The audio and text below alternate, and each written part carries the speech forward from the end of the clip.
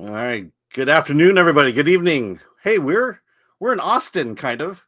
We're South by Southwest. It just started on Friday, and we're right in the middle of it. We've got a full crew of our film threat writers here to talk about the movies we've seen. I've seen a few.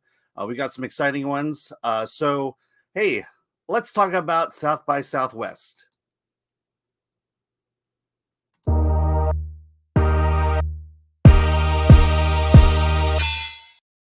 All right, welcome, friends. Welcome to the Film Threat podcast. We are at South by Southwest virtually. We're going to talk about movies. But before we do, be sure to like, subscribe, hit that smash button, smash that hit button, whatever. Yeah, let's just get into it. We got a full crew of writers. Oh, I should also let you know, be sure to support Film Threat. We have a... You know what? I have all these things here, all these banners that I could be using, and they're not here. So we'll get to those in just a moment. Be sure to go to Film Threat shop, help support us. We got t-shirts, mugs. It's shop.filmthreat.com. Also, we are live, so go ahead and chat. Drop some questions in the chat. Let us know what you think about Sundance, about film festivals in general. And with that, with me vamping, let's bring in our crew. So here we go. This is our Sundance team. Brad, Sabina, Bobby, and Michael. How y'all doing? Doing good. Well. Good evening. All right. Hi. So, let's talk a little bit about Sunday. Sunday. I'm going to say Sundance for the rest of this evening. I mean South by Southwest. So let's just get into it. Let's see. I'm sorry. For some reason these folders, I'm missing things. So let's do this. Hey, South by Southwest. Let's get your impressions. How are I've only seen maybe 4 movies so far, and it's mostly documentaries. I'm curious about you guys. What's the general impression that you're getting from the selection of movies that you're going through here? Do you feel like it's elevated, a little bit cooler than Sundance? I always see South by Southwest as kind of that mid-range indie where you're going to get the big stars, you're going to get larger budgets than say Slamdance, but it's not quite as pretentious as Sundance is. What are your general thoughts? Anyone? Bradley. Well, for me, oh, go ahead, Michael. Go for it. Oh, sure thing. I used to live in Austin, and I attended South by Southwest for about 10 years in a row. And honestly, the perfect South by Southwest movie I seem to remember was when they did the premiere of Basketball Diaries at South by Southwest. That's kind of where we're at in terms of the flavor of this particular festival. Maybe it's because the fact that it's tied in with the big rock and roll festival as well, that it tends to, like you say, go for these mid-range indies that have got star power, but they're always got some sort of interesting edge or something, for lack of a better word, fun about them. It's not as serious as Sundance. It's not as raw as Slamdance. It's not as highfalutin as New York Film Festival. It's in that sort of range where, yes, it's got quality, but at the same time, it goes ahead and packs a punch. Yeah, I mean, I say I definitely have a lot more fun at South by Southwest than I do at any other film festival. Yeah, Fletcher's in the house. Hey, Fletcher. Yeah, I know. And then smash that like button. Bobby, what are your thoughts about Sundance? For me, this year has been not as strong as last year. I've seen 9 movies so far, and I've liked less than half of them. Oh no! But the festival's just getting started. Some of the more anticipated titles haven't come out yet, so I still have hope. Because last year I did like 22 movies, and I liked almost all of them. Mm-hmm. So I'm trying to reach that same goal this time. Yeah. I think one thing, because we're covering this virtually, we're not actually able to go to a lot of the big premieres, the big star ones. And I think that's the only regret we have for not being there live. Brad, what are your thoughts?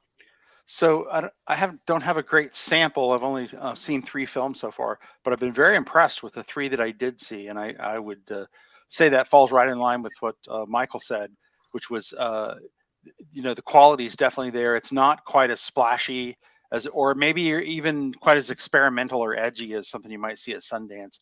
But from the catalog of films we saw that were coming up for South by. I didn't see anything in there that I looked at and thought, oh, I don't think I would care to see that film. Everything looked pretty interesting.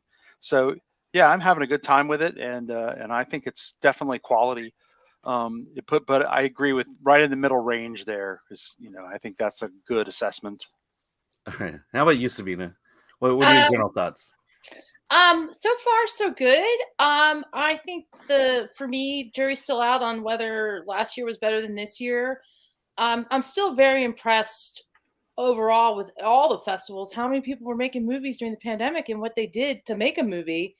Sourcing the footage for these documentaries is pretty incredible. And I've seen a lot of documentaries. But I did get to see a couple things that I knew I wanted to see. So I kind of slipped them in and thought, all right, not bad. I find South by is the hipster scene. I just feel like it's just groovy. It's happening. It's on that pulse. It's on the edge. It's got things nobody wants to talk about, things everybody's talking about. Like there's something for everyone there. And this year's Sundance, I felt was very good, but it left me a little flat. And I don't see South by doing that. I think they're moving along in a really good, and I'm sure they're psyched that they're in person. Yeah. So I don't know if you can feel the vibe virtually, but it's out there. Yeah. No, I don't feel the vibe virtually. All right. Well, let's get into it. Let's talk about some. Oh, let's see. Just check. Oh, hey, Chris is watching us. Yay! Hail, Chris. Hail, Chris. Hail, Team Film Threats. All right, let's get into this. You just talked. So, Michael, yes, love that merch. Michael, what movie do you want to talk about first? Oh, I want to talk about Slashback. Slashback is fun. This one was a movie which I wanted to see. It was the first movie I picked to see, and I wanted to see it very badly, mainly because it's going to be heavy on representation of Indigenous. This is made up near the top of the Arctic Circle by an Inuk filmmaker about some teens who belong to the Inuit people who have to, in their remote fishing village that's 1,000,000 miles from nowhere, fight off an alien invasion of blood-sucking aliens right there. Basically, we have Stand By Me meets The Thing. And when I do that, it's not just to give you an idea what you're in for, but it's also give you an idea as to the level of quality we're dealing with here. Because like the empowerment of not only Indigenous representation, it's also all teenage girls who are going ahead and are humanity's last hope in this particular case. So you get the girl power thing as well. But honestly, that was the last thing from my mind when I was watching this, because I was immediately swept in to the storytelling, the beautiful landscape up there. But also, like this movie really did have that same magic that the movies from like the golden age when I was growing up, from the late 70s to the mid 80s, had, when you would go into a movie, usually during the summer, and get to see something entirely engaging and entertaining, with like a storytelling style that immediately just pulls you in. Like I felt like sort of Stand By Me, the teenage girls were all very nicely, characters were all nicely developed apart from each other, to where they weren't just representing types. They were actually full-out fleshed personalities. Some of them with very different views on, like what they're going to have to be going up against, or even different views about what their entire ways are. I saw representations of class structure, even in this tiny Inuit village, like Inuit village. Like it was very fleshed out with a lot of that same sort of immersion into the individual characters that you got with your Stand By Me. But then, of course, you got the Thing element, and my goodness, the woman who directed this really knows how to go ahead and make a genre movie, because we pay homage to the granddaddy of all Arctic horror movies, The Thing, but at the same time, it keeps it from being derivative, and it comes up with its own spins on it, to where, like we're not playing by the same rules at all in terms of possessions and such. But yeah, this was a absolutely remarkable movie. It's her first feature, and I can't believe what a accomplished vocabulary she has in terms of her storytelling. That she is, I think Inasuk or something like that is the director's name. She's done some work for Marvel, actually. She was the co-creator of the character Snowguard, who's an Inuk superhero. But the no, it's absolutely a completely remarkable vocabulary for someone who's never done a feature. Went by in a flash, very engaging, very Spielbergian without being the overdoneness in terms of either music or in terms of like over sentimentality. Yeah, everything was absolutely just dead on perfect about this movie. And this is entirely the kind of movie which I would expect to show up at South by Southwest, because like you think that you're watching it to be able to just to experience, oh my goodness, like we have a movie with indigenous female leads in it. What a great thing for representation. And then suddenly, like you go ahead and you're sent straight to popcorn land in a way that I haven't been sent to in years. Yeah, I mean, how are the effects? I mean, does it feel low budget, or where in the range do you put this is the science fiction aspect of it, the aliens? I would actually say these are some of the best CGIs I've seen in a really long time. They do something with the CGI to go ahead and give it a more understated tone in terms of the texture. Like instead of having a photographed character and then all of the CGI being these extremely bright colors in order to accent the effects, they do a much more muted color scheme on the CGI, which makes it seem more natural to the movie, but a lot more eerie. So there was some CGI in this, and it is CGI, and it's good CGI. They put that grant money to good use. But like the economy of how they use it, like when they use it, they whip it out, but only in a very selective way, similar to the original Ghost Rider, where they used it for a lot more nuance than they used it for full blown, painting it over 3 times in a row. But it also had some moments in it which I thought where, like not only were the way they handled the effects acceptable, I thought that they were actually superior to what we're getting in a lot of other product right now. Yeah, that's amazing. Here, let's bring. Okay, there you go. Hey, Bobby, welcome back. Yeah, no, I find it fascinating just how accessible computer graphics, computer generated imagery is for independent filmmakers, and a lot of the off the shelf stuff is quite incredible. And I'm just glad to see that independent film now lets us enter that realm in meaningful ways. All right. Oh, it was truly an event. It was truly an event. And also you're getting it filmed in a place where you're not going to see too many films filmed. It's literally at the top of the world. And once again, I cannot wait to see what this woman does next, because she is already so far ahead of a lot of other filmmakers with her debut. And, like some of the filmmakers that she's, like equal to were in their first films. All right. So Chris Gore wants to know, on a scale from Troma to ILM, how good are the effects? I would say it would be if Troma's the worst ILM. If Troma's a 1 and ILM's a 10, I would put these as an 8. Yeah. Wow. That's very good. Very good. Oh yeah, Okay. once again, it's not so much the quality of the effects, it's the imagination of blending them in with a much more muted, like color scheme, Yeah. to where they will go ahead and not only look more realistic, but they will have an entirely different texture, which you're not going to see in too many other movies. Yeah. All right. And then Chris also likes your T-shirt with the classic Film Thread logo. That's right. It arrived in the mail today. Good timing. All right. And then I know Gabriel this got to answer, but SXSW South by Southwest. That's what that means.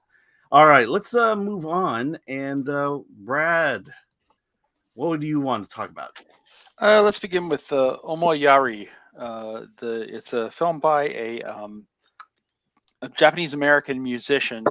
The word means it's Japanese and it means in consideration of others. So it's about empathy. And what he set out to do, and he's quite an accomplished musician. He's had quite a good career. He's a violinist, among other instruments that he plays. Documentary, I should have started with that. What he set out to do was he wanted to sort of highlight the history of the Japanese internment during World War II, while at the same time exploring his own Japanese heritage, which he'd never done. He was a Japanese American and hadn't spent a lot of time thinking about his heritage or anything along those lines. And then he discovered that he had grandparents and other relatives that were in the internment camps. So he set out to sort of tell that story. And my opinion when I first started was that it was going to be that there wouldn't be a lot that he would add to it that we hadn't already heard. In the last number of years, luminaries like George Takei have given us a good look at through plays and through his speaking what that was like. But the musician whose name is Kishi Bashi, that's sort of his stage name, gives us a look at what that experience was like by going to the locations, telling the story in video, sort of in the background while he's talking, and then going to the locations where the camps were and playing music, playing a concert there. And it sort of gives you a look at it. So you learn a lot, at least things that I wasn't aware of before. For example, one example is people from the West Coast who were used to living their lives, in the relatively temperate climate that you have there, were taken to Wyoming, to some of the coldest parts of the mountains, and put in these camps that they had to build when they first arrived, and to live in these rather extreme environments because that's the land that the government gave them to set up on, which, by the way, was indigenous land that had been, owned and lived on by the Crow tribe, at least in this one place called Heart Mountain. The Crow tribe was mentioned. And for, like 10,000 years, someone else had owned that land, and then the U.S. government sort of took it. So the land and the fact that the government would do this is sort of brought out, as well as his journey towards understanding his heritage. And it's a beautiful film. It's amazing. The music is amazing. There's the soundtrack that comes along with it. The film, the cinematography of the mountains and the other places he goes to, pretty striking.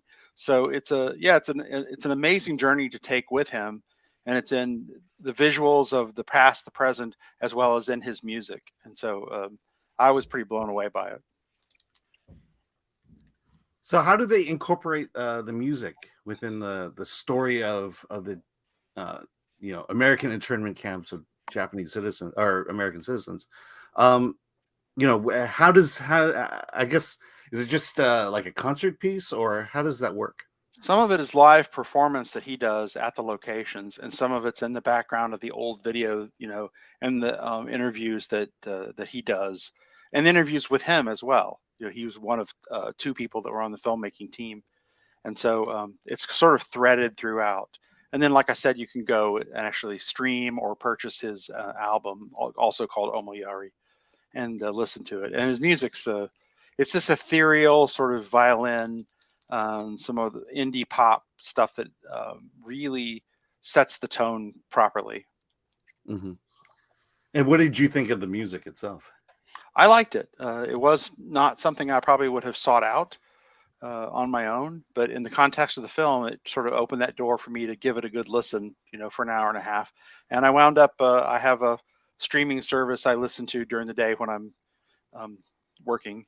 And I wound up listening to it, a couple of days in a row after I saw the film. So I would highly recommend it, even if it's not necessarily your cup of tea. Give it a listen. Amazing. All right. Hey, Luke, welcome. We're talking about South by Southwest. We're about day 4 into this, and we got a lot of movies we've seen. So let's move on. Sabina, what do you want to talk about? I will talk about Diamond Hands: The Legend of Wall Street Bets.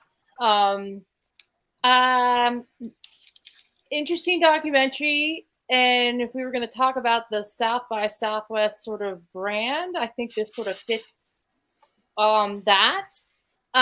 So what I liked about this film is that it definitely is rooting for the underdog of sorts. It's about GameStop and the trading that went on, and the hedge funders who lost out, and the underdog common man who won, and some who didn't. And it does a bit of a portrait of a couple of different people who dabbled in the stock market during the pandemic because they had extra money. They were kind of at home, and so they were interested. Some people wanted to change their life. Some people wanted to think about retirement, and they pick some obscure people who sort of represent a cross-section of, maybe mid-30s, mid-40s, millennial types, and younger, who played the game. They were Reddit users, and they saw the Wall Street Bets scenario, which is sort of a subreddit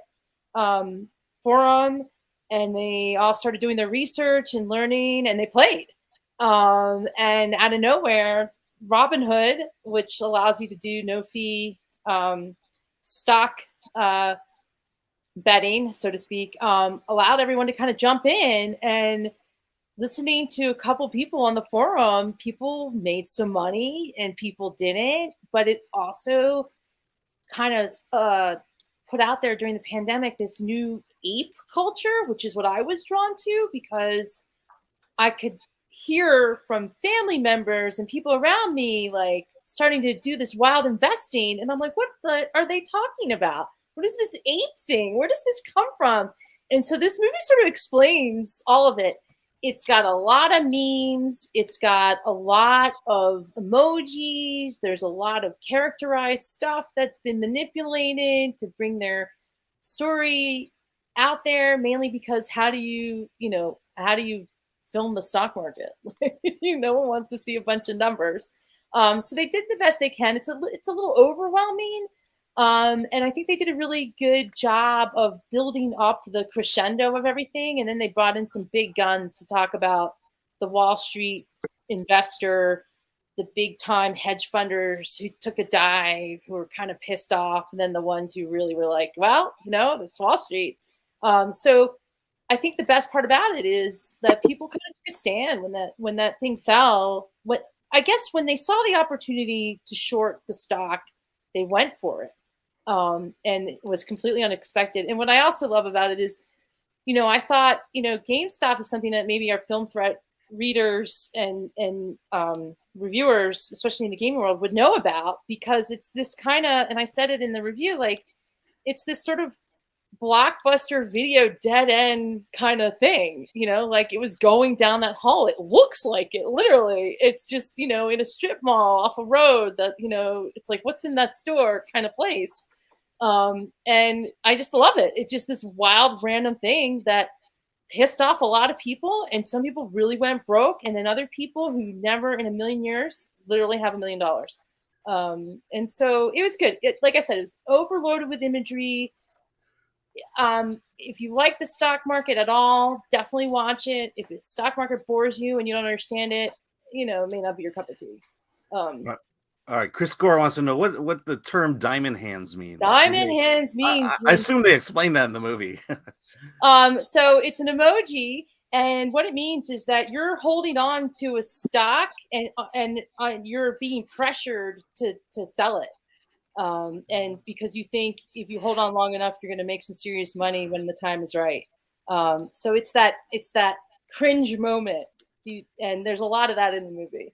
Yeah. So I mean, I think my understanding of the whole situation is that the hedge funds were shorting GameStop, expecting it to go down in price, and then these Reddit users came in to buy it to keep to basically ruin those shorting options. Yeah. I mean, is that? I guess there's a lot of drama in that, and you talked about the overload of imagery. I mean, do you feel like they kind of captured this drama of David going after Goliath? It's interesting. The drama was captured in the people that they brought in to talk about their experience, and those profiles were unique in that there were young people with their own idea of what they want out of the stock market, and people talk about, especially the subreddit who is Wall Street Bets, like, you're following these storylines, you're not so sure if they're going to happen or not, and so they took a chance, and it worked, and they are the apes because they are undeveloped, they're unformed, they're as low form of man on the stock market. And that's what I think I love about this film, is that it shows like how obnoxious Wall Street really is. Yeah. Well, just the reaction to it when Wall Street wanted to prevent the little guys from being able to invest, and so they had Robinhood, which is one of the apps that was allowing to do this, suspend sale of AMC and GameStop stocks, and he held his ground. I mean, he was grilled to no end, and he's still functioning, and people wanted him dead. There's no question about it. Yeah. And especially some of the people they bring in, some of the big Wall Streeters, they're pissed. They're just pissed, and it's like they don't have enough money, or they're just pissed that they didn't see it coming. And I think that's is really what this is about. Like, you never know what's going to happen on the stock market, and I think that's the gamble you take.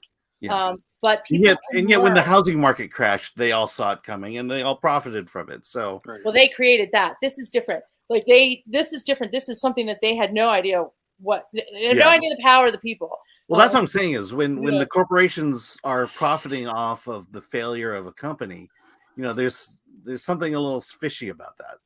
It's fishy, and it definitely shows like who's at the top and who's at the bottom, and good luck. And it just and that's where all the imagery kind of drives you nuts, and they try and throw that out. But it is worthwhile, because if you don't know the market, you kind of have to learn it fast and understand what the hell everyone's talking about. Yeah. Yeah, it's crazy. All right. Hey, Bobby. Let's hope your internet sticks with it through the segment. Let's hope so. 3 times in 30 minutes isn't my idea of a good time. Okay, well, we'll see how well we do here. What film do you want to talk about? I want to talk about the Pez Outlaw. It's a documentary directed by Amy Bandlian Storkel and co-directed by Brian Storkel. I hope I'm pronouncing that right. I didn't have a chance to look it up, so if I'm mispronouncing that, I apologize. And it's about a guy who's starting in the 1980s, Stephen Glue. He made trips to a Pez factory in Eastern Europe to bring back Pez dispensers that weren't sold via the US branch of Pez in the United States. And he made thousands upon thousands upon hundreds of thousands of millions of dollars doing this. Due to a bureaucratic hiccup from Pez, Customs could never stop this person from smuggling in all these Pez dispensers. So the CEO of the US side of Pez, Scott McWeeny, who went by the President, that is the actual nickname he went by, he got really mad. And the documentary is about how Stephen Glue got started doing this, how Pez reacted, how the CEO of Pez tried to stop him. It's insane. It is a reenactment doc, and I know some people have a problem with that, but the reenactments are so unique because they're not there to just visually represent the facts of the case. They are being used to put viewers into the mindset of Stephen Glue. His first visit he describes as being very Wonka-esque, like he entered Wonka's chocolate factory. And so the color palette's very bright and vivid. There's literally a magical little like sprite thing flinging pixie dust all over the place. Later on, he's more paranoid. People are out to get him. He believes he's being followed. So then it's this like crazy espionage thriller, like you're watching The Good German or something. Mind you, there's debate whether people were actually following him or not. Not sure if that's true. But it doesn't matter if that's true because it's how he felt. And the filmmakers do an amazing job at getting everybody to understand exactly how he felt at any given moment for this. So who's so I assume this movie is kind of anti-corporate Pez or it's more anti this one person. This one person. Let me get this straight then. The guy who went, what's the subject's name? Stephen Glue, Glew. All right, and so is he portrayed kind of as the bad guy in the film, or not in the slightest? He is very Robin Hood-esque. You know he's doing illegal things. You don't care. You're rooting for him from the very beginning. And so let's get this straight though. The illegal thing he's doing is he's essentially finagling customs. Is that right? Yeah. So due to the contract U.S. Pez has with the headquarters in Vienna, the only way Pez dispensers enter the United States of America is by what the head of the U.S. Pez decides will be sold there. Mm-hmm. So he's smuggling in these non-U.S. approved variants or just designs that aren't there whatsoever. Because he's the only one who has them, he's selling them to Pez collectors for hundreds of dollars a piece when he paid, $1 per one, maybe less than that, depending. But the movie's absolutely on his side. You will be on his side too, especially later in the movie when his romance with his wife becomes part of the main focus. The cool thing about the film is it's got something for everybody. It is a corporate espionage thriller. It is this flight of fancy thing from how the reenactments are done. It's this crazy, absurd, stranger than fiction, true life tale of smuggling, something that you would have never thought one would smuggle. It's a really sweet romantic comedy. Him and his wife are so perfect for each other. You're going to get choked up. My wife almost cried watching it with me at times. And he's such a good husband. He's making every other husband just look bad by how good he is. It's frustrating, to be honest. That's amazing. All right, let's we got some comments for Bobby here. It's a Gungan says US Pez heads have accepted representation for far too long. Yeah, when you give one guy way too much power, and this one guy has the ability to kind of say what you're allowed to collect and what you're not allowed to collect. And the idea that you can go to jail, lose everything is amazing. Says a whole lot. Going to give Jimmy Dore. Okay, let's see. Here we go. Free the Pez. I shall flock to my theater. Yes. If it's as good as you make it sound, I'm sure it's gonna find its way to theater or some streaming in some way. And then, Gabriel says, "Man, I didn't know Pez was such a serious subject matter." Yeah, I mean that's that. This is why we love That's awesome. Oh, Bobby, you gonna say something? Yeah, sorry, I thought you were going to. No, go ahead. I didn't know it was this serious either. But the movie, it interviews the filmmakers interview collectors of Pez and that sort of thing, and every collector they talk to is like the sweetest person in the world. They're all really loving, nice people. And so it's not some, all these collectors are nerds and they suck kind of thing. It loves this community. It loves Pez. And you're going to want to go out and get some Pez just to support them afterwards, in fact. Yeah. Yeah, and you would think if Pez wanted to make money, they would just sell it. I mean, that comes up. I don't want to spoil anything. But okay. Yeah. Don't spoil that. All right, and then Chris Gore says, "Can't wait to see this Pez dog." I can't wait to see it either. Yeah. Hopefully it's on the Screener app because I'm so into this. I want to see this one. That looks good. All right, here I'll go next. We're gonna talk about Linoleum. This is I gotta move me out here too. There we go. I'm big. Linoleum. This is a sci-fi movie, and it's a movie that I'm watching, and the ending is, it's one of these movies where we talk about the ending, but we can't talk about the ending. But just suffice it to say, Jim Gaffigan stars in it. He plays kind of one of these small-time science hosts. He's kind of like Bill Nye, but maybe a little more sweeter and huggable. And and he always wanted to be an astronaut since he was a kid.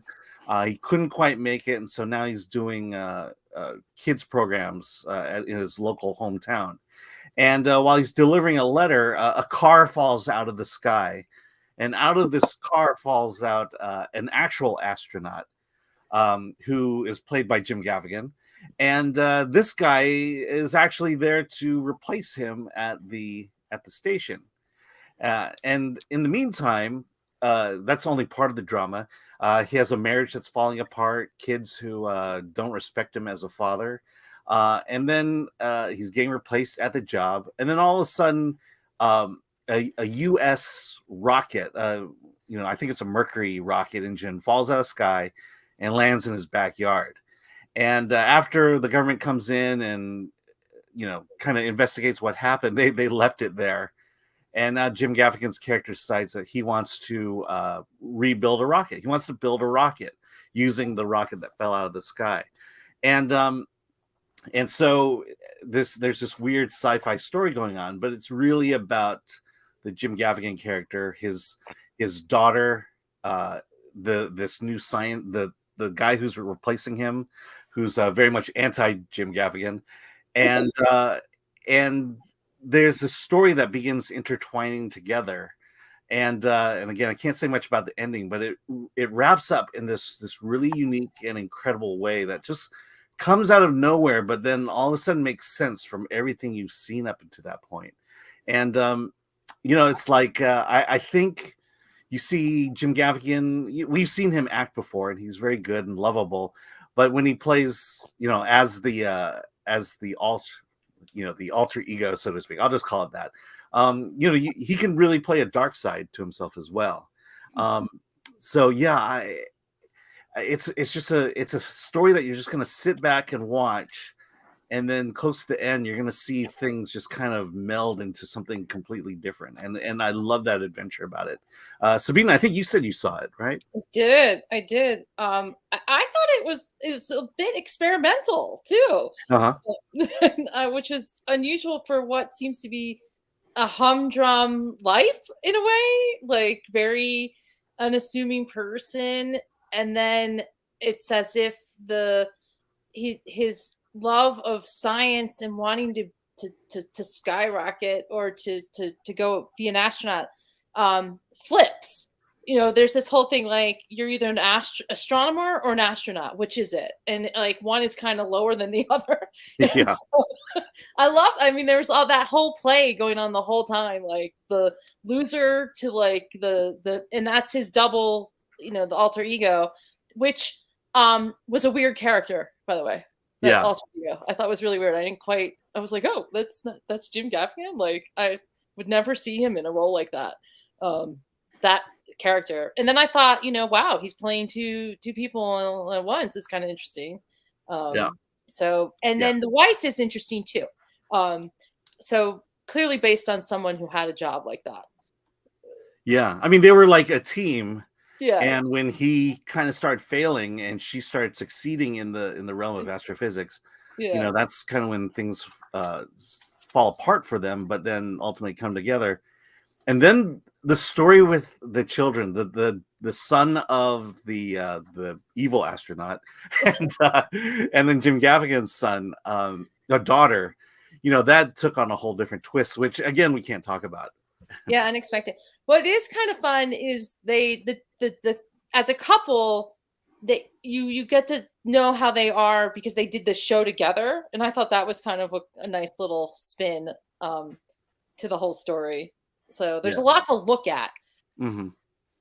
Yeah, I think this is kind of, I think this is the first of the I guess standard traditional narratives. No, I guess Michael's would be. That's more on the thriller end, but this is falls in that nice sci-fi category that says something about humanity and and yeah. Okay, let's go back to the chat real quick. We're still talking about Pez. Justin, your nephew has good taste. And then the sound of one man laughing. Hey, welcome back. From Pez to flooring. All right. Let's go back. Let's chat a bit. Let me get to. So we were with the virus and everything. We were on the on the line as to whether we were going to go to Austin or not, and because we. Still things were up in the air. We weren't sure exactly what kind of access we would get. And I think this year we chose to stay virtual.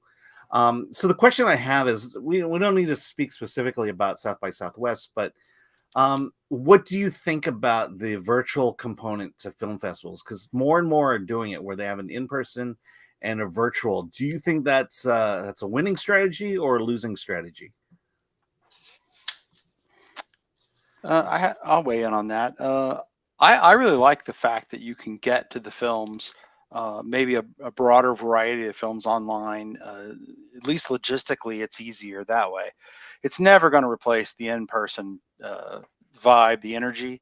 So having them both is pretty outstanding because, and also, as a critic who goes to the show, there's just so many hours you can sit in the theater, and then come back and write. And so this might give you a chance to see some films before you got to the actual location. And so I would love to see it stay, at least some component of it online, and then also have everything there, live and in person as well.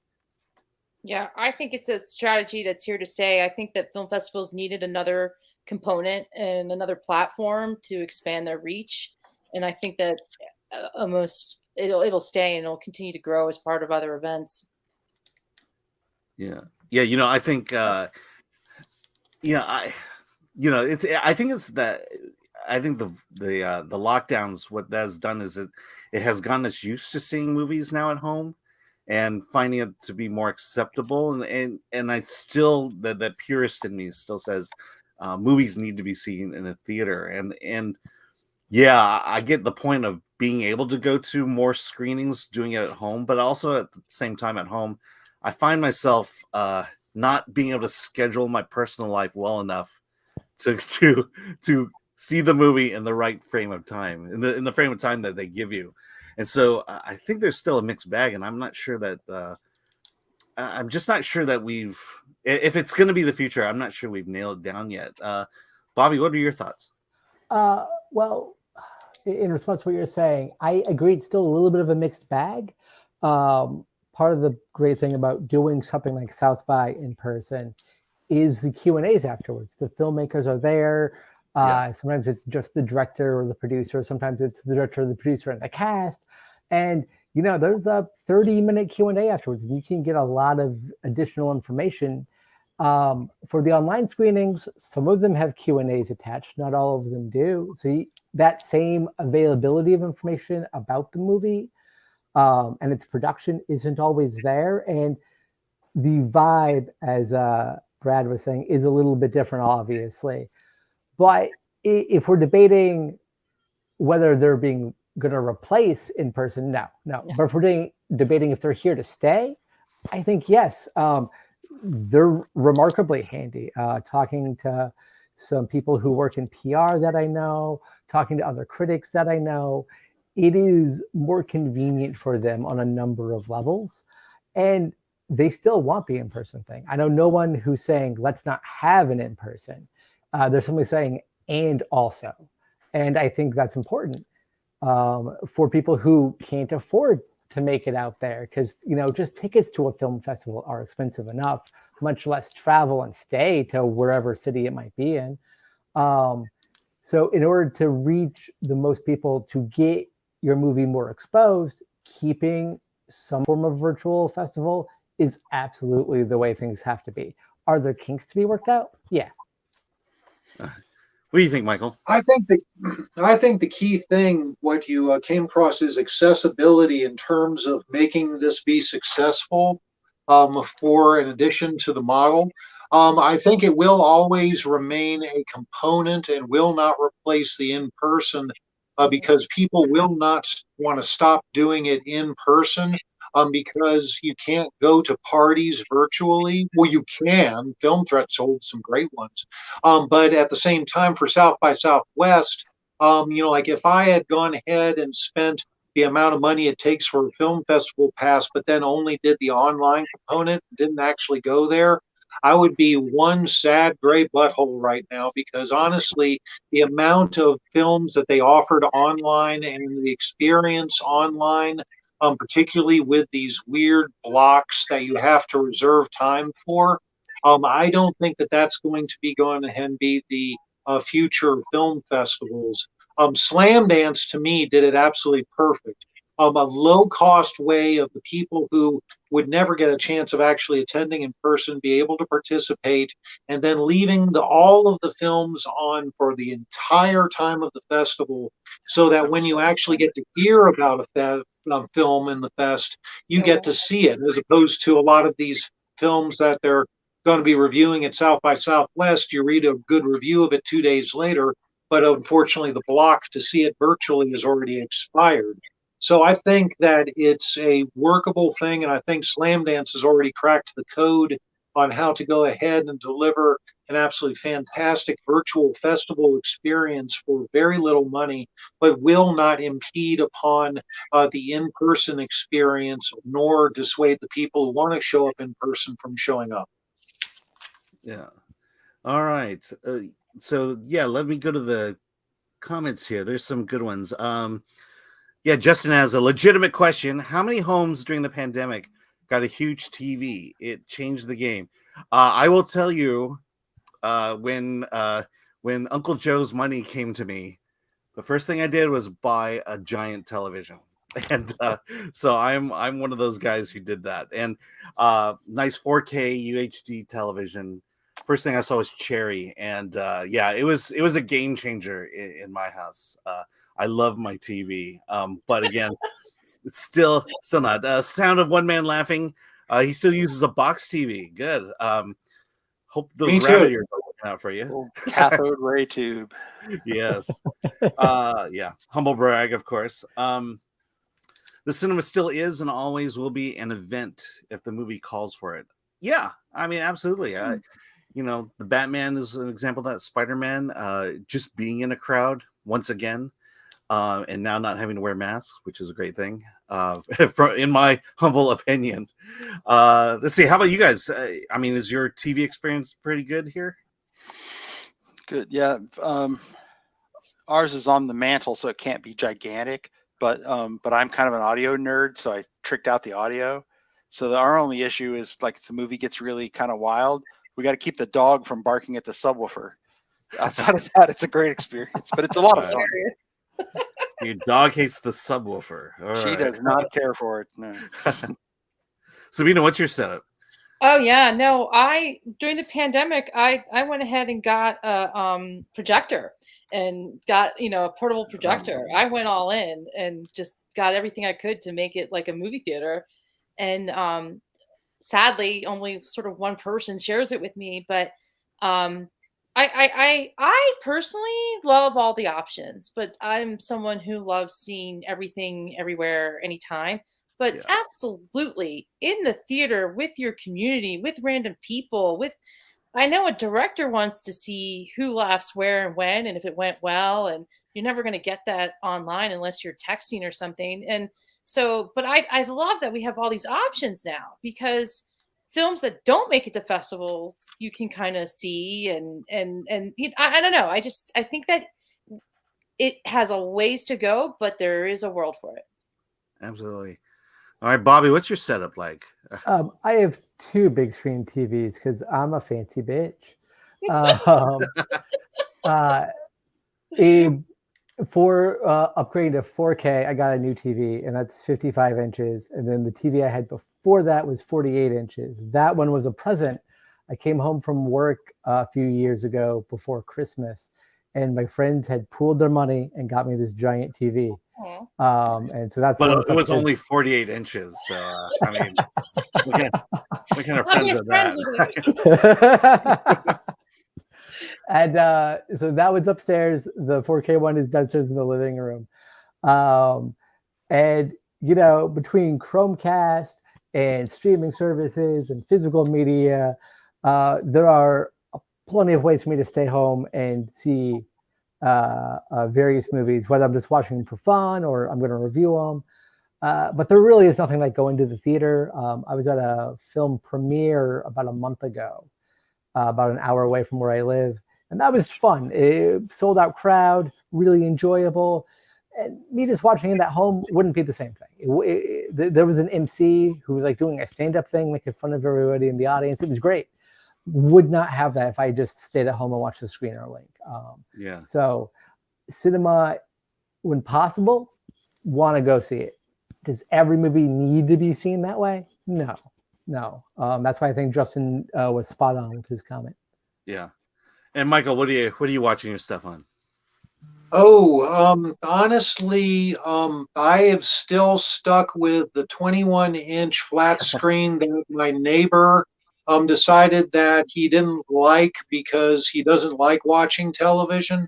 For me, like first 21 inches, and the fact that it's something that shows widescreen after all those years of the 90s searching out letterbox editions of just about everything, I think is amazing enough. But my feelings on televisions is that if the screen gets too big, it stops being a television. It's great for movies, but honestly, do I want to watch a cooking show on a 64-inch television screen? No, I do not. No. And so, I use this for screening in order to enhance it. We bought colored lights and Christmas lights and stuff like that to sort of, enhance the, aura of the, dimmed room and stuff. But my prized possession is the symphonic glass screen television that I got in the year 2000 off a Black Friday sale at Walmart. And, after years of going ahead and searching out letterbox, I'm now going through my collection and scouring the internet trying to find full frame stuff to watch on the square television in the bedroom.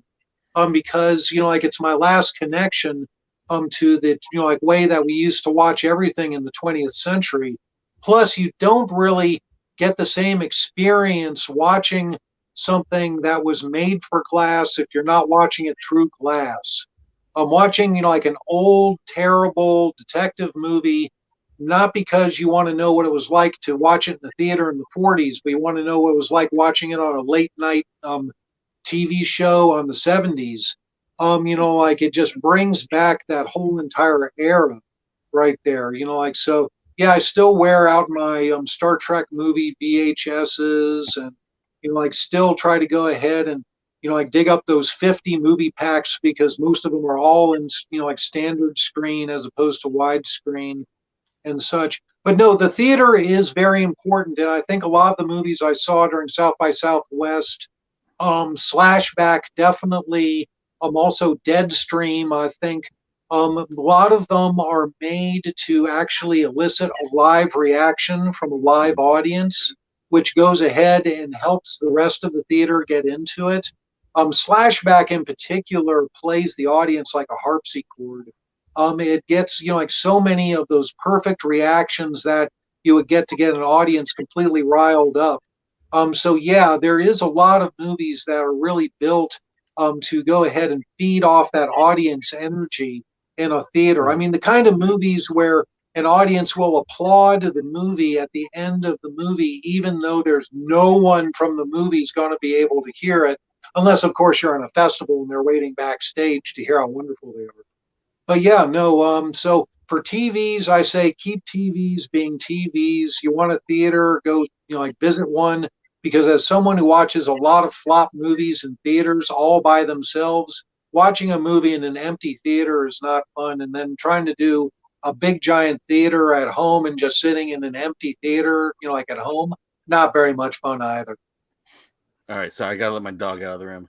Yeah, hey, the chat is blowing up here with a lot of nerd TV talk. Filmmaker mode to remove the terrible 200 hertz true motion crap and play a proper 24 frames a second. Yep. I hear that. Video game cutscenes. Where are we? Oh yeah. What, you don't like frame interpolation? Frame rate, no. Yeah. No. It's funny when I bought my wife a 4K TV, 48 incher.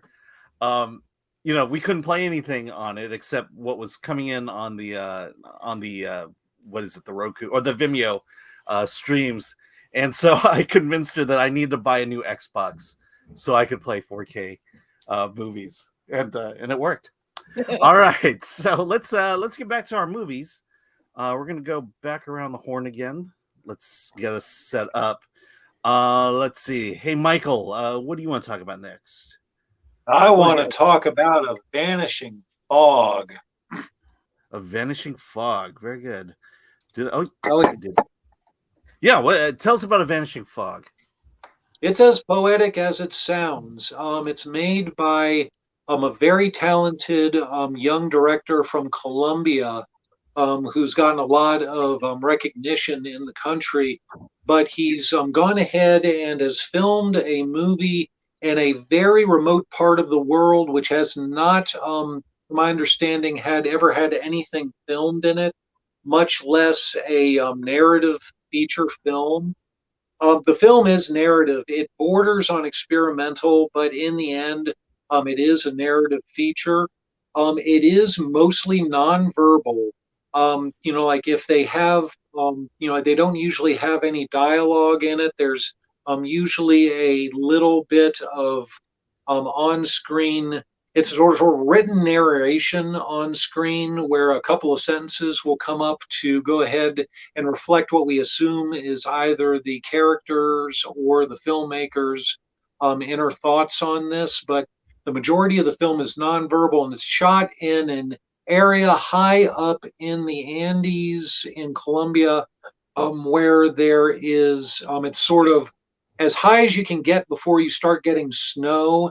And it's got a very unusual type of climate, which allows, like a sort of a very lush tundra landscape, which apparently, like is an area where there's a lot of evolution going ahead and occurring. Unfortunately, that area and the people who, like live there for generations, making, like going and surviving up there, like doing farm work and stuff. The whole area is being destroyed by the strip mining of the area. They, go ahead and they just, like tear up mountains and blow things up and strip mine the heck out of it, destroying what is, like apparently the largest tropic climate type of its kind in the world. But also there's the horrible rebel wars in Colombia, where the government's constantly doing airstrikes against rebel bases and such like that. So, like there's constantly stuff blowing up. It focuses on a guy who is like sort of a herder up there, who's, like taking care of his ailing father, who used to run the farm up there, but now is suffering from, like mental deterioration and is barely there. And the kid, like he seems like he's maybe in his 20s or maybe even early 30s, goes ahead and feels that his way of life is completely doomed, and that the only hope is to one day go ahead and live on another planet. So he listens to programs to learn English at night because he feels that, like English is the language of astronauts. So there's already kind of a science fiction-y type feel. and like things just go ahead and get worse and worse and worse until it's time to go and hit the stars. Basically, though, what we're dealing with is we've got a sort of a twinning between the deterioration of the environment versus the to sort of go ahead and match up with the deterioration of father's mind, because he's feeling, like sort of both things are twined at once. Like once his father disappears, the way of life disappears, the land disappears, and it's not optimistic at all. It's like lots of phrases like "all miracles are over," everything is going to end. And then, of course, we're not even talking about the surreal imagery like the escalators going up from the jungle up into the, like the sky, or the real Lynchian imagery, where there's a scene where there is a scene where with some fruit that you think, well, goodness, this would almost be interpreted as sexual if you had this sort of frame of mind. And then there's a later scene with food where you realize, nope, it wasn't my interpretation. That's exactly where we're going, and we're going at it full throttle. So there's some very Lynchian type moments in this. Essentially, like the real star of the show, though, is this area that has barely ever been filmed and is absolutely gorgeous. It's got all of these weird, weird alien plants in it, with lots of colors and these mists hanging around the mountains. And just the director does not skimp upon the actual, like environmental shots, capturing what might be our last chance to sort of capture these sorts of images. The same way that terrible movie Monstroid back in 1980, where he is able to film David Carradine in a priest outfit inside of a church that's never been filmed inside of before. That's apparently from the Middle Ages in Colombia. And that's actually our only record of what the inside of that place looks like, because they don't allow photography in there. It's the same thing. We've got a like undeniable sort of time capsule, but this movie has a lot more than just a nature show.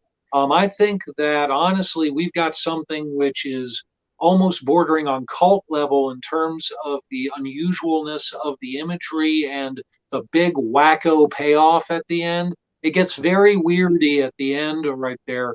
But honestly, we've got something which I would pretty much put an alert out to all musicians to go ahead and give a spin, because this has got that kind of Baraku or Kawakatsi type experimental film that could cross over into the cult realm, due to not only, like the strangeness of some of the sequences, but also just, like in terms of being able to express a completely doomed viewpoint, and being able to, like rail against it, but also, like living actively in it while you're just watching everything falling apart.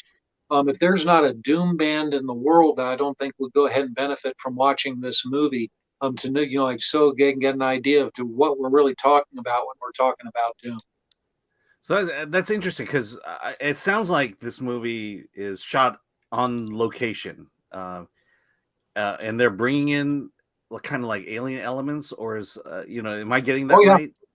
Yeah. Yes, they do. They, not only is the landscape would be something that would be completely alien to nearly anyone watching it, because we're going to see some stuff filmed that we've never seen before, but the movie at very early on in the movie brings a science fiction element into it, to where, like this, herder up in the mountains in the Andes is trying to figure out some way to go ahead and construct some sort of spaceship in order to go ahead and get away. And it gets very, very, very weird in certain areas, to where we get past just, like sort of the more environmental or the more social aspects, and we get more into sort of, like basically a visual poem. I do know that the director dedicated the movie to his father, who there's some sort of inference that the director's father, like maybe was going through the same thing that the character's father was in the movie, and trying to make a bigger point with sort of creating, like sort of someone's interior destruction, as like the destruction of a landscape, particularly when that's her father. Having had a father that died of Alzheimer's, I can totally get it. But yeah, no, this is definitely something which is like a top shelf in terms of artistry, very important in terms of the environment, like the landscape shots that were captured, but purely something that needs to head to straight to Cult Town in terms of what kind of appeal it can have, both like to the people who enjoy unusual cinema, Yeah. and also to musicians who definitely enjoy unusual cinema. All right, very cool. That sounds like a recommendation to me. All Yeah. right. Oh yeah. Okay, Brad, let's move on. What movie do you want to talk about? So my second film is called Raquel 1-1. Yeah. And Oh, there we go. that is like a Bible verse, Raquel 1-1, as if it were a chapter in the Bible. and that's relevant. It's the story of a teenage girl who moves with her father to a suburb of Sao Paulo, Brazil. There's a lot of jungle scene, but they're also close to the favela where they live. And she's had some fairly distressing trauma that you learn about. And early on in the film, she has sort of either a psychotic break or a real spiritual epiphany, depending on your point of view. And she feels like she's been given a mission from God. And she's a fervent member, a pious member of her church. And her peer group are girls who study the Bible, talk about it a lot. They go to, service all the time. And during one particular event, it begins to grate on her, and relevant to the trauma she'd had, it begins to grate on her the Bible scriptures she reads that tend to indicate that women should be submissive. And so you start getting into, discussions of misogyny in the scripture. And she takes a group of girls into the jungle to rewrite the King James Bible in such a way as to be less misogynistic, which is where Raquel 1-1 comes from. Now, this is a bold move for the director, because who is a woman, because the culture of South America is still pretty patriarchal. It's machismo. I'm not sure how well this is going to play. I mean, there's certainly going to be an audience for it, but it's going to play better, in other parts of the world, I think. But the film is in Portuguese with subtitles, but it's a pretty bold and pretty amazing accomplishment. So the feeling of the film goes from something like maybe The Exorcist to crosses into presenting her as sort of a Joan of Arc kind of character. And she does in fact have, physical manifestations, like she feels like she has something like stigmata on her body that's pushing her to do these things she's doing. Whereas the community sees her more in terms of a heretic, or, like I said, like a Joan of Arc type character. Pretty amazing film that they got all these themes in, and that she can talk about the things that she saw that were wrong, and the violence that had happened in her life. And so I was very impressed with the film, and I think it'll play well in certain parts of the world, and then where it's from, I don't think it'll play well at all. Yeah, I mean, it sounds like, does it go to an extreme like Joan of Arc, or is it more of a kind of a battle of words and ideas? It gets violent. Okay. All right. So, but it's not horror violent, or is it thriller violent, or it's a little yeah, go ahead. It's kind of a blend. It kind of walks that line. So like I said, there's definitely kind of an Exorcist kind of vibe to it, and in fact, I think at one point in the film, the possibility of an exorcism is brought up, but yeah, it's not over the top. I mean, we're not in Tarantino land or anything. Yeah. But it's definitely makes a point with physically rather than just talking about it. Yeah, I mean, I always find it interesting that a lot of the side effects of political correctness, a lot of the cancel culture, things like that. It finds a lot of its origins within, or similarities within religion, especially like I grew up fundamentalist. And so this idea of canceling people, of boycotting, of labeling people heretics, wanting to burn them at a stake, a lot of that happened early on in religion, and we're kind of seeing it now on the other side of the spectrum, which I find fascinating. All right, Bobby, what are you going to talk about? The next movie we're talking about is Deadstream, which is a horror comedy of sorts about a YouTuber who has to spend a night alone in an abandoned haunted house. I know that doesn't sound like much, but Joseph Winter, who stars as the YouTube character, he also wrote and directed it alongside Vanessa Winter. He really milks the concept for all it's worth. The greatest strength of the movie is its editing. It looks, feels, and plays out like a live stream of a YouTuber exploring a haunted house taken to the absurd extremes. There's a sequence early on where he says, "I don't care about money," and then all the ads for his merch show up around him. So himself is just this little square in the center of the frame. It's hilarious. But they still do a really good job of bringing the actual horror and drama later on. It is fun, and once the various things that are haunting the house show up, their makeup effects are astounding, like genuinely surprisingly great kind of effects. Yeah, so I don't know if you've seen Spree, but it sounds like it has some of that too. The idea of something horrible is going to happen, and we're going to live stream it.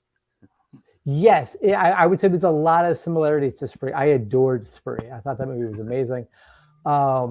This tonally is pretty different, but in the way it looks and the sort of the pacing of it, I would say it's pretty similar. And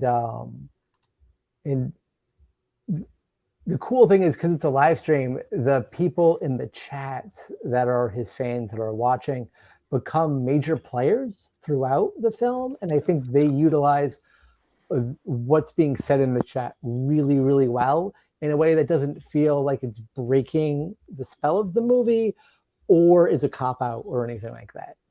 Yeah. Here, I just got to show you the this is the feature image we have of Deadstream here. All right. I love that. All right. So how long is the movie, or is it a long one? I think it's like maybe 88 minutes. It's okay. Pretty short and moves really quick. It's essentially the setup. He did a dumb prank. He has to apologize for it. So his whole show is about him facing his fears. So he's afraid of ghosts and haunted houses. So he's going to spend the night facing his fear this way. There are ground rules. If he breaks any of these ground rules, the company sponsoring him doesn't have to pay him for the video. So it sort of forces him to stay in the house if he wants to, make his comeback, start making a living at this again after that prank that went wrong. And so the whole movie kind of becomes about him realizing not they need to apologize, but why he needed to apologize for that earlier prank. Yeah. Yeah, it's the thing about these film festivals, even Slamdance, Sundance, South by. It's these midnight movies that I think the most requests I get for screeners is of the midnight movies. Just real quick, have you seen a bunch of them yet, or what do you think of the quality of the midnight films? I've seen a few of them. For the most part, I think they are the in the better half of things I've seen at South by so far. And then when I went in person, which was 2019, I think, the Midnighters were by and large some of the best things I saw all festival. Yeah. Things like Get Duped, which played under the name Boys in the Wood, is a movie I'm still going back to and watching now that Uh-huh. it's available in various streaming services and stuff. And Yeah. Deadstream will be the same way for me. Once somebody buys it, distributes it, I'm definitely going to watch it on the regular because it is fun. It's funny. It is a little scary. It's a little dramatic. It's exactly what you want that kind of movie to be. Yeah. Michael, it looked like you had something to chime in Oh, on. yeah. No, Real quick. I couldn't agree more, especially about Get Duped. Oh, my goodness. Yeah, Get Duped is one of the best movies I've seen in years. And talk about a movie that is not only perfect for a midnight movie, but honestly does everything that it needs to do. I still go ahead and just reference it where I'll suddenly, like, yell to my wife, "Look, it's DJ Beetroot." It's an absolutely amazing movie. Deadstream, I think, fitted the midnight movie thing perfectly. I watched it basically, like just to sort of relax. It scared the hell out of me, honestly. And it's one of those movies, sort of like They're Watching You, where we get a sort of a found footage type setup, except there is actual payoff in it, because there wasn't any time where I felt like I was being Blair Witched, where I wasn't getting a complete and total payoff for all the buildup that was going on with this particular movie. The only other midnight movie I think that was on the midnight list that I've seen was The Cellar. And I'm not talking about that because that was another haunted house movie that was nowhere near as scary as haunted house movie as Deadstream. Honestly, I had a Weeble haunted house when I was 6 years old that was more complicated than the plot or the originality of The Cellar. In that, the only thing you could do with the Weeble haunted house was take a glow-in-the-dark Weeble, which had a ghost on it, except the ghost would rub off after about 2 days and just drop it down the chimney over and over and over again. I think mostly that's what made the face of the ghost rub off, is because the only thing you could do is just drop a ghost down the chimney. In terms of The Cellar, we're literally just spending an hour opening and closing and opening and closing doors and flipping lights on and off. I've seen better haunted houses the beginning of Scooby-Doo credits. So in terms of midnight movies, yes, there's usually something wonderful and original and nice about it. But then again, I do not know how this particular Irish horror movie, The Cellar, haunted house movie, was able to get through, because honestly, the only thing it did was made every single Amityville sequel look like they had a lot more integrity than they did. Right there. Including Evil Lamp. By the way, there's a new Evil Bong coming out. So yeah, hey, thank you, Michael. I learn more and more about your life every time we do these live streams. So I can't wait to find out what's next. All right. Sabina, what do you want to talk about? All right, so back in reality, and I because nobody else wanted to see it, I took Facing Nolan and watched it, and I think it's a really, really well done documentary on a baseball great that is deservedly so. And I took Nolan Ryan. Nolan Ryan. We must honor him by using his name. Yes, I must honor him. Yes, Facing Nolan, about Nolan Ryan, is what I think a lot of people felt like the film should have been out way before it has been, that it is. And I know anyone who loves baseball knows who Nolan Ryan is. I have my own personal connection to baseball from a friend of mine whose father was a professional pitcher, who's actually featured in the film because he won the Cy Young Award when Nolan Ryan didn't. So he is not a Cy Young winner. And that is about the only thing in that film that you're like, I can't believe he never got that, because they had the pitcher, Randy, I'm spacing his last name, San Francisco, right? Oh, I know who you're talking about. I can't remember his last name. The tall guy. Anyway, he's in there, and he holds the record under Nolan. Record, right? Yeah, for the most amount of pitches, but it's like 1,000 under. Like, there's no way that anyone can catch up to him. And he had 7 no-hitters in his lifetime. One of them came at the age of like 41 or something. And the other thing that's pretty wild is the batters who are in the film to talk about what it was like to go up against him, because his pitch was so freaking fast. It had a sound all of its own, and they discussed that, which is kind of wild that someone can actually throw a ball like that as many times as he did in his lifetime. You know, he's a towering man. He commanded attention. He knew his strength. He was also kind of a quiet man, so he was, you know, almost feared. He did hit people. He did have a massive fight on that mound, and it was a very famous one. And what I think is wild is that before we had any of this technology, and we only had like 3 networks, the amount of people who can say they saw a no-hitter is kind of wild with Nolan Ryan. And that comes up in conversations when I'm telling people I've watched this film. They're like, oh, yeah. So there's a game that they feature where he was in the dumps. I think it was an Astros game. And I might be wrong, but no one was there. And I think it was his 4th or 5th no-hitter. And at the end of the game, the stands were full, like watching him. And so I think that's kind of a powerful statement on, like, in a time when we weren't in cell phones and we weren't connected, that people heard, oh my God. So they went and saw his no-hitter. The other part of the story is it is a love story. It's a love story with his wife, who he knew since like age 0. They knew each other in the 4th grade. They got married. And as she said, she married baseball, which she did. And I know, again, growing up with someone who his family never saw him. Yeah, I mean, that is a life of people that you're surrounded by. But he also loved Texas, and he ended up there eventually and owning the Rangers, a part owner. They have George W. Bush in the film. And I have to tell you, he comes off a very different man than he was as president. Very different. It's almost worth it to watch him, because you're like, whoa, like, that's a Texan, like, telling you what to do. And so it's super interesting. But everyone admired Nolan, feared him.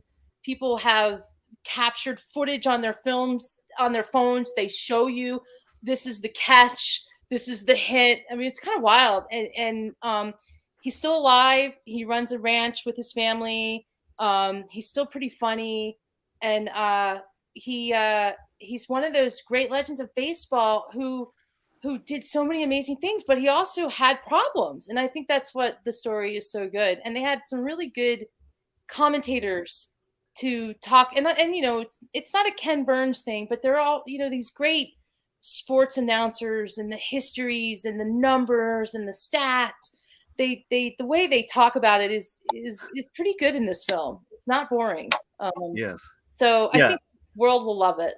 Yeah, I mean, yeah, if you're a baseball fan, at least my age, I mean, I remember Nolan Ryan pitching for the Angels. Right. I think that was like His first. that was kind of his salvation when it came to the latter end of his career, and probably the best part of his career. Yeah. Was that second half, and he pitched a perfect game for the Angels, which was amazing. And and Bobby asks, who is Cy Young? The Cy Young Award is given from the sports writers as to who is the best pitcher of that season. And Ryan Cy Young was a legendary pitcher. Yes. CY. Yeah. Yeah. My sports knowledge is very small. Let's put it that way. I know. Bobby, it's like, yeah. I mean, yeah. I could just go on. I definitely want to see this movie. You should. You'll love it, Alan. Yeah, you'll love it, and it's the best part of a legend. It's everything you want. Like I said, it's got the fights. It's got him when he's down, and you know, when he began, he was so out of control, like that they were like, what the hell is he doing pitching? You know, he was just all over the place. And yet he would win a World Series, but then he was traded. And here's another really cool fact. He was the first baseball player or athlete of any professional sports to earn $1 million. His very first year in Major League Baseball, he earned $7,000, and he then went on the off season I think he sold air conditioners or something. Yeah. Can you imagine that? Like back then? Yeah. All right, Justin. Justin, who's a great Bambino? Yeah, we know you're a baseball fan. Come on. All right. Yeah. Okay. My question is, would this appeal to people like me whose sports knowledge of any sport, not just baseball, is regulated to things that they reference in TVs or some documentaries that they've seen about it? Like, does it still work knowing, oh yeah, that was a famous pitcher, and that's kind of all I know about Nolan Ryan? Yeah, it does because of the person he was. That I don't know. I always like again another underdog, but you actually hear someone's story and you can't believe the stuff they face. He should have walked away, years ago. Like, why is he still doing it? And you have to listen to his wife because she's why he became the legend he is. And they said in the film, the kids all say like she was the most competitive person in the family. And so the family stuff is worthwhile because you feel like, okay, like he's gifted, but he had to work at it. And if he didn't have his family behind him, I don't know if he'd be there. And so I think that's the connection to the greater good. Sports films about sports figures are what they are. Like, I mean, they're all, the ones who get documentaries are the ones who overcame a lot to become great. And I think that's the inspiration that that the documentaries have, and it's trying to find those subjects that do that. And I find it amazing. You mentioned it, that it's taken this long to get a Nolan Ryan documentary. Yeah, and I think a lot of it has to do with just how unassuming the man is. He was, all his entire personality was on the field, and he's you just saw it right there. Yeah, he had nothing to say. He's that guy who just said, "Yeah, I had a great game," and this, that, and that's it. Like, he's not a talker. He doesn't tell you he knows anyone. He doesn't congratulate anybody. He is just cut and dry. He's very Texan. Very just. It is what it is. Which explains why it's at South by Southwest. Yeah. Oh, totally. I mean, it was for them. Absolutely, it's for Texas. Yeah. And by the way, it's Randy Johnson. Randy Johnson. Yes. Yeah. He's a really good person in that film as a pitcher and someone who was an amazing baseball player. And he's like, no one could ever catch Nolan Ryan. Yeah. Look at Rod Crew is a part of it. They were teammates on the Angels. And I think the best part about this film, and as you could say why anyone would want to watch it, is the fear that facing Nolan was the fear of getting up in front of him and us being that guy who was the last one up for a no-hitter, being the one who got hit. Yeah. And people didn't like it. They didn't want to deal with it. They hated getting up against him. So it was I love that part of it. Amazing. All right. Yeah. So let's. I'll go next. I saw. Whoops. Here we go. What am I doing? All right. I saw the movie Clean. It's a documentary. This is one of those where I had nothing to do and I needed to see something. I can't waste this opportunity. And Clean was there. It was available at the time I needed it. It's like, okay, I'm watching this. It's let me just grab it here real fast because I need to honor this woman who stars in it. So just bear with me one moment. I'll get her name. Her name is, why is it not saying her name in the description? Sandra. And I don't have her last name here. All right, so we're gonna go with Sandra. So Sandra, she lives in Brisbane, Australia, and she built a company that cleans crime scenes. It basically cleans crime scenes, cleans hoarding situations, basically cleans up home situations where no one else will go into it because, if you know anything about decay and hoarding and stuff like that, there's a lot of mold, toxins, things flowing around that you can't breathe in, and nobody really wants to go in there and clean up a suicide attempt or an actual suicide. And so her company is the only one in the city that does this. And it's a profile not only of just her, but of this company. And what makes the story unique is, she cleans up traumatic situations, and her life itself was a traumatic situation. And so there's the kind of the underlying theme of this. It's a theme of trauma that goes on.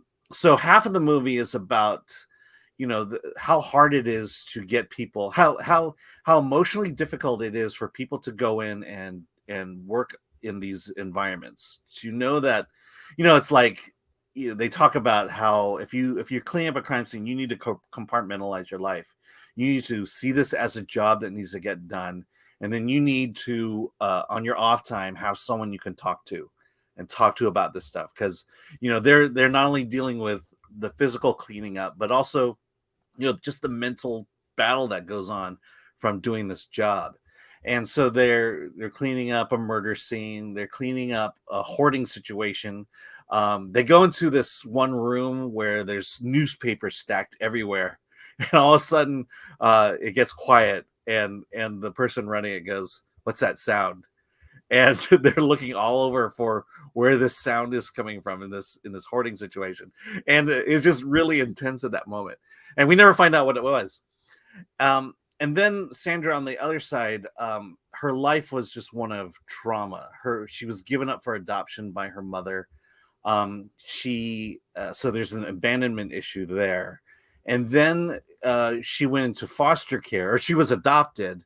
And then the parents who adopted her, well, they, I think it was a situation where they had a son who died, and that when they adopted her, they held resentment against her, and that resentment turned into abuse, severe physical abuse.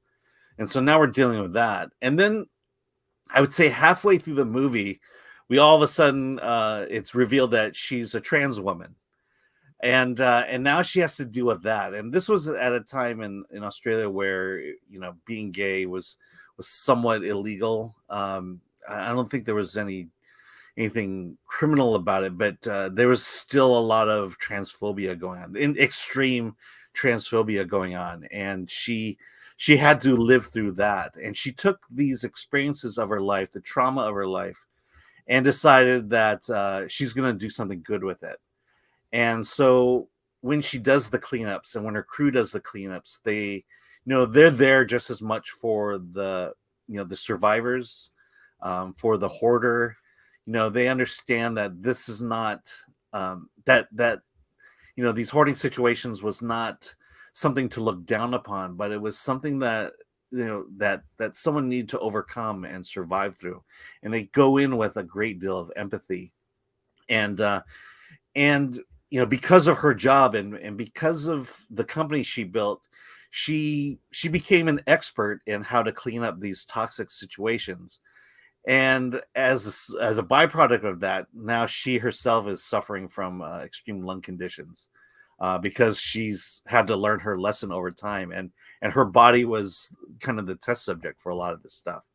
And so it's just this really incredible, awe-inspiring story of this woman who went through something bad and made something good out of it.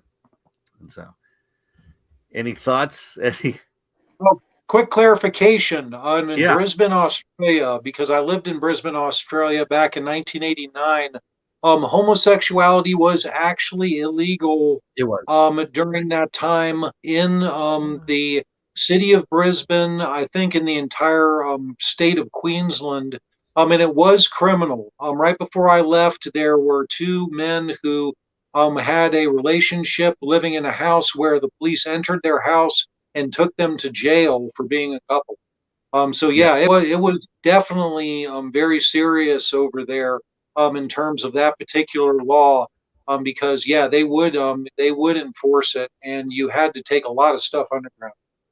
Yeah, I think her situation may have happened a little bit after, just a little bit, because when she decided that she was going to go through gender reassignment, she was married at the time and she had 2 children, and the only way she could do that was basically the court saying, you are no longer a fit mother now, or fit father. We're getting the semantics now, but she was no longer a fit parent to her children, And at that moment, she had to basically say goodbye to her children and walk away. And that's an image she talks about that's indelible in her mind, where she just remembers the day she had to walk out on her family. Well, that's Brisbane for you. Yeah. Yeah, I mean, Brisbane was Australia's own little slice of South Africa. The rest of Australia, nowhere near as extreme in terms of their laws and in terms of the abuse of police power as you had in Brisbane. I mean, it was literally historic. But yeah, no, I've got no doubt that there would be some kind of state-enforced Sophie's choice like that. That's just And then Chris talked about Alan Turing and just how much he went through from the Imitation Game. Bobby, you had something you wanted to say? Is the movie more about the cleaning side of things, more about this person's life, everything they went through, and how the company she built helped her overall? Or is it like kind of a combination of like what these sort of workers go through and biography? Yeah, it's half and half. It is about the company, and is it about her? There's a point at which like she always liked to attend the cleans, but because her lungs were deteriorating so quickly, her doctor basically said, if you want to live, you got to stop going to the cleans. And so, unfortunately, she had already built up a team of at least 20 people who could do her job at that point. And that's when she decided she's going to go on the speaking circuit and share her story. And then there's also another wrinkle in the story where she decides she wants to find out who her birth parents are, and she's able to locate her mother. And that's another interesting story that I won't spoil for you. Let's see. We have some comments about this one. Justin Gross, Dead Stuff. That's right. It's you see it there. You can almost smell it through the screen. But let go of stuff. Yeah. There's a moment where they describe how one hoarder, isolation is one thing that is common among them. And and when they're living alone and they're getting older and they can't take care of a home, that's when things start slowly getting out of control, and when your home starts becoming a mess, and you don't have that ability to ask for help. So that's one thing that comes up. Goober says Queensland and South Australia were where horror movies would be banned around at that time. Yeah, it's amazing. It's amazing what censorship will do. How censorship is such a big part of a declining society. All right, let's talk about where. I think I have one more movie left. I think Michael, maybe Sabina, you have one more. But let's talk about a real quick topic here. Just curious as to your thoughts, but in terms of indie films, where do you think South by Southwest stands? Anyone? Bobby, what do you think?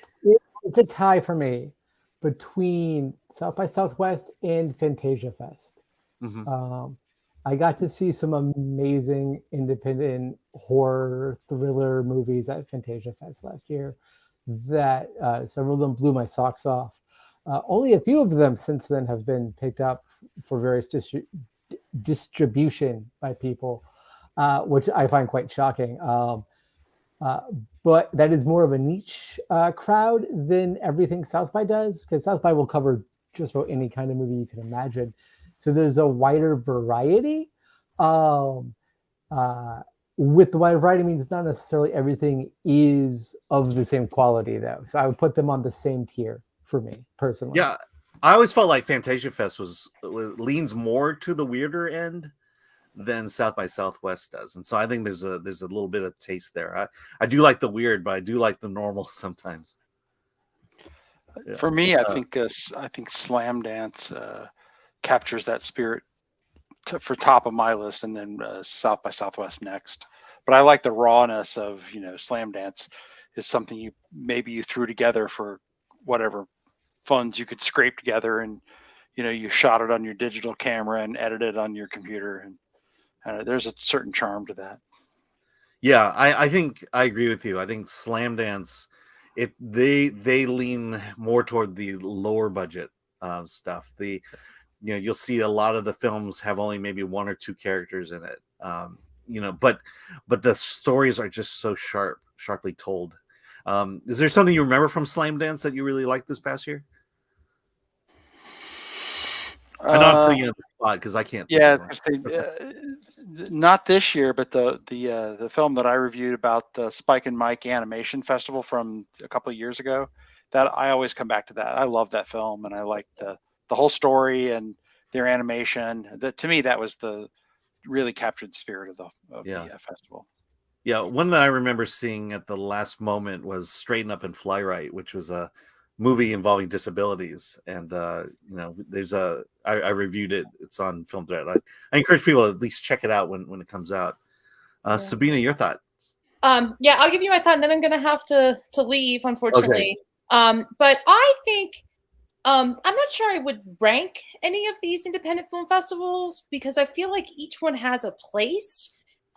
Where Sundance, I get to see all these international films and filmmakers doing things in different countries and different types of social movements. And South by Southwest goes to sort of more reaching of America and things that are going on in the US that are a little bit more interesting than the regular film festival. And I think too that there's some really interesting social commentary going on, like underneath all the things that are going on at South by Southwest to kind of push forward some free thinking that these other festivals don't do. I think that the agenda is a little different. I think that they try and look for, they've got categories of films and they try and find what's out there to fill the category, not necessarily this film goes in that category. I don't know. That's just an observation I'm making after this is only my second year doing it. And I find like that when you start piecing together the entire South by Southwest deal, that everything has its place there. And I do think that's what makes it different and not. Yeah. I mean, the film festival is just a part of a huge event. Do you have a film that comes to mind when you say that? Gosh, I feel so brain dead today. I think when I watched the film about Charles Brand, who was this sort of inventor from Berkeley who wants to dig up animals and bring them back to life. That kind of film only works at South by Southwest. He's eccentric. He did acid, like he's this hippie thing, but he also is this crazy scientist that people love. And he put out a book about the internet before the internet even existed. So, it's that kind of stuff. And I think we've all kind of been talking about films with those sort of layered things going on.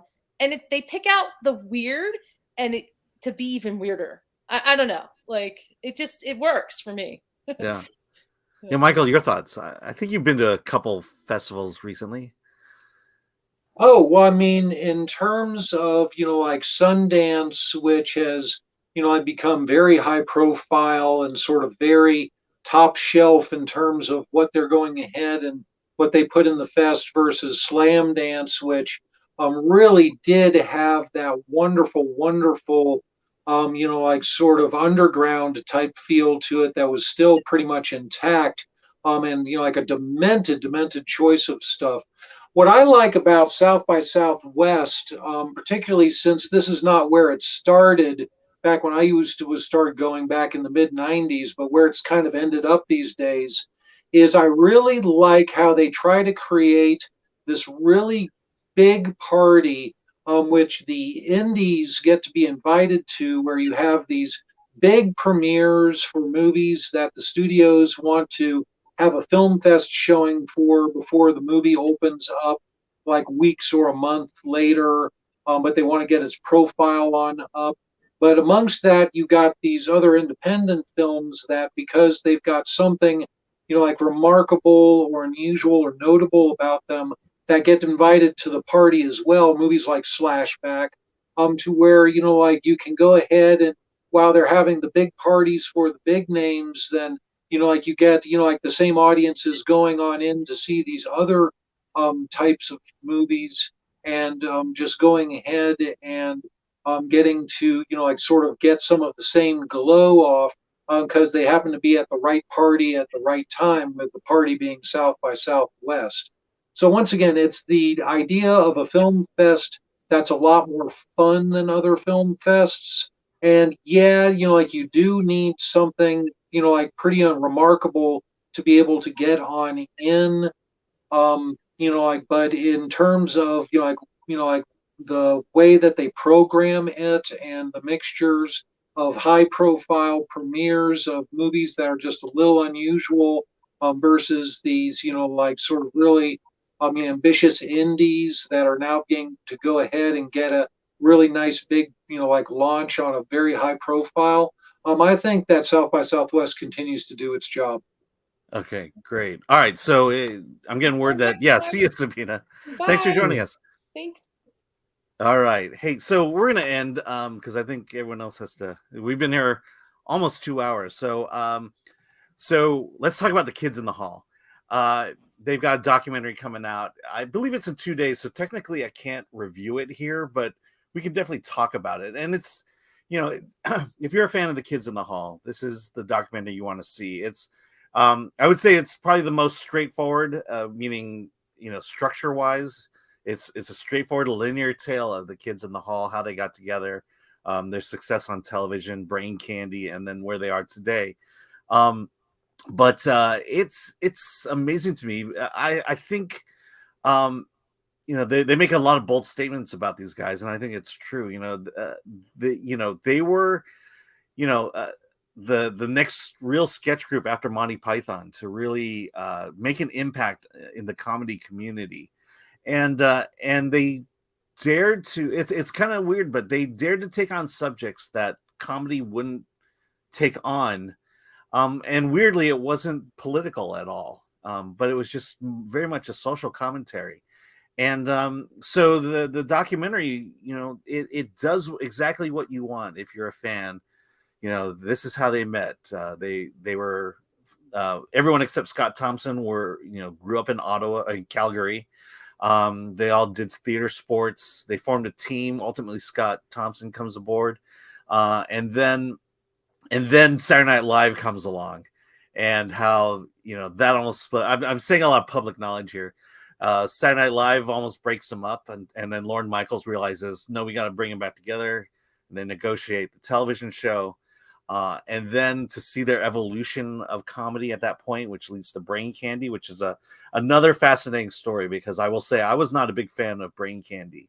And in this movie, you're going to see why that movie did not work as well as it had. And then to see their lives afterwards and how they ultimately got back together.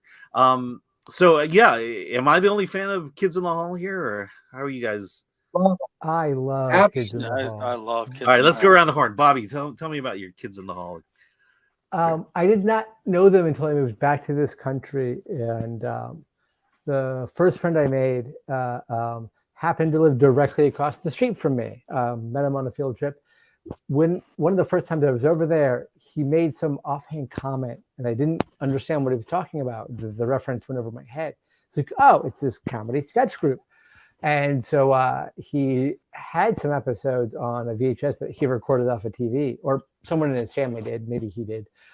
So we watched a few episodes, and I just instantly fell in love with them. And so since, now for the last 20-ish years, go back, watch some episodes if I can find them, or at least often mess around with my wife. I'll do the I squish your head thing, stuff like that. By the way, all 5 seasons are on Amazon Prime. Are they? That's awesome. Yeah. All right, Brad. Hey, it's a good analogy to compare them to Monty Python, because that's how it kind of sticks in my mind. Is Monty Python had their uneven days. You'd watch some of it and it's like, what? But a lot of it really hits right to the core of what's funny right then and there. And then 30 years later, you say something, and I've had occasions with Python and with Kids in the Hall where I'll say something, and then later on I realize that wasn't me. I was quoting Python from ages ago, and I think I'm clever, but I'm not. And that's how the Kids in the Hall stuff sticks in your head. There was a piece called, there was a song called "These Are the Daves I Know," and it was all the Daves, and this squishing your head and all that stuff. They were very clever, and they didn't always hit, but when they did, it was fantastic. Yeah, absolutely. Michael, your thoughts? Oh, well, when Kids in the Hall was around in the early 90s and I was a vengeful drunk, I did not like them at all. I did not get it. The style of humor just went completely over my head. I just thought that they were just would get out there and be weird, and it wasn't really all that funny. But then years later, while working at the video store in Austin, right about the time it was a new release, a manager sat me down and forced me to watch Brain Candy. It was to cheer me up because it was a 24-hour video store and we had just gotten robbed at gunpoint. And so, in order to cheer me up, he sat me in front of Brain Candy, and I laughed my head off. I still think it's one of the most underrated comedies of the 90s, because while I did not get the show, I completely got the movie. I thought the movie was great. And then years later, when I moved to Tucson, like we were house sitting at a house that had the entire first season on DVD, and I was getting in at like 2 a.m. from training, and then I'd watch a couple episodes before passing out. And my God, they were really funny. I could not believe that I didn't get this back when it was on. But this stuff is brilliant. And now we've got the entire complete series, which also includes the Death Comes to Town miniseries that they did later on. But I think what's the name of Mill Springs or something like that? The DVD place that puts out all of the DVD like 50 packs, like not Brentwood, Yeah, but I'm not sure. it opens on up and it goes and you see the little spring right there and stuff. But they put out the entire the complete series on DVD, which we go ahead and like we wear out that glass TV with Kids in the Hall reruns. That's Oh the right my thing. goodness! Oh, it really is being able to go ahead and be able to get it after years of not getting it, plus also being a rabid Canadian, Canada-phile, loving all things Canadian. And Kids in the Hall is just like very, very, very special in terms of like comedy, like comedy groups out there. So yeah, I'm very much looking forward to seeing this documentary. I haven't seen it yet. Yeah, it should still be in the Screener app.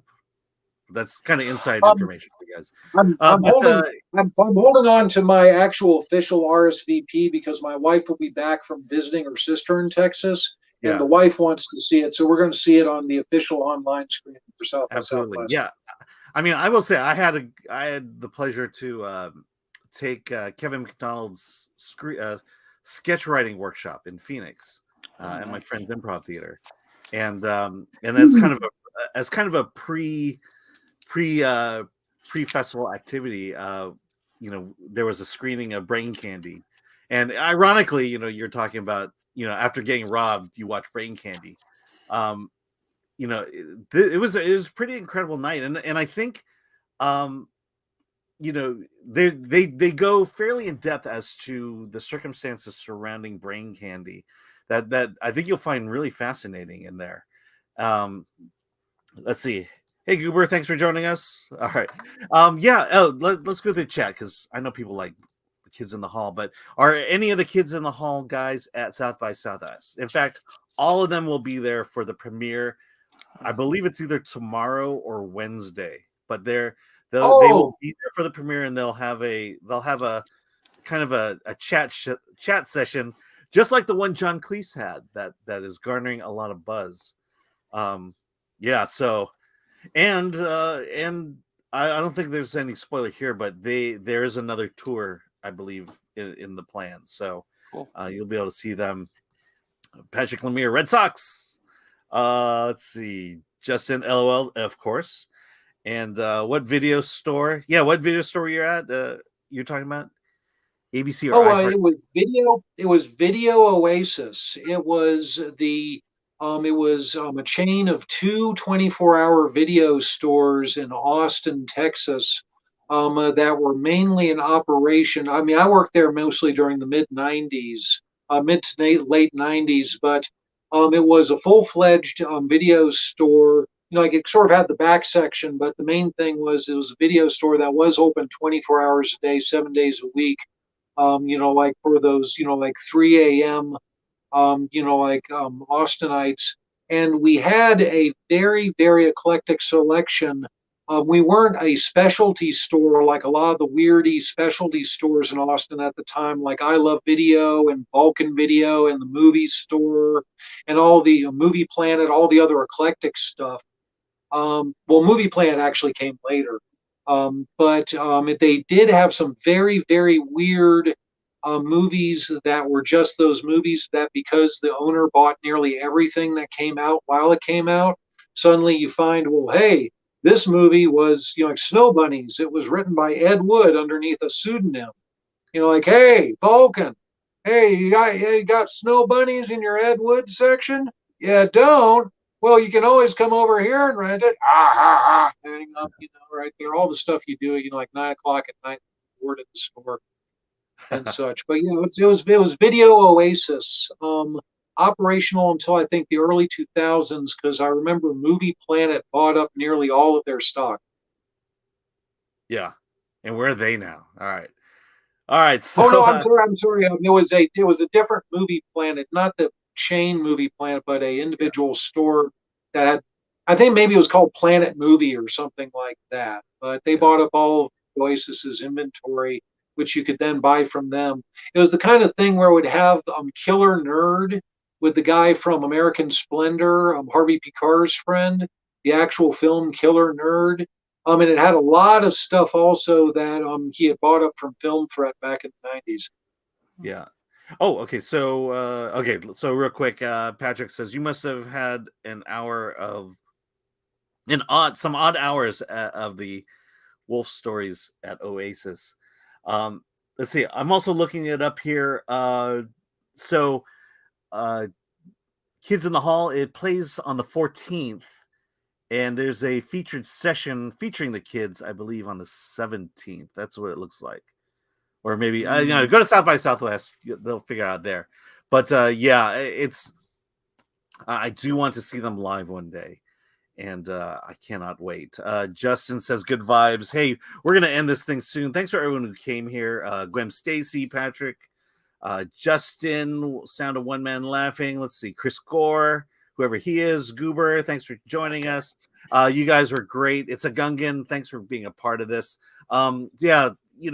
We highlight these festivals because you're going to see some amazing films coming out of it. I would say maybe half of these get bought and half of them ultimately get some kind of distribution. The one that I love the most when I was actually in Austin was Greener Grass, which is on Hulu now. I would suggest going to see that one. That is such a weird, amazing movie. Has Beck Bennett in it from SNL. Thanks for joining us. Like, subscribe, smash that like button, buy some merch, shop.filmthread.com. Chris and I will be back on Wednesday, I believe, for Hollywood on the Rocks. So we're gonna have some guests then, and we will definitely be back Friday morning for our weekly review program. I don't think we have it's the Film Thread podcast, but I don't know. I don't think we have quite the name yet for it. So we will be doing 2 more of these, and maybe I'm hoping maybe this weekend when we've seen a lot more of the South by Southwest films, we can do this again. So, hey, Brad, where are you? Where can we reach you, or where can we find you on the net here? Only on Film Threat for me. All right, very good. And Michael? Only on Film Threat. Yeah, absolutely. Keep it that way. Yeah, visit filmthread.com. We are almost exclusively South by Southwest reviews this week. There are a lot of great movies that we haven't even touched upon, and a lot more coming up. So be sure to join this. And let's get out of here.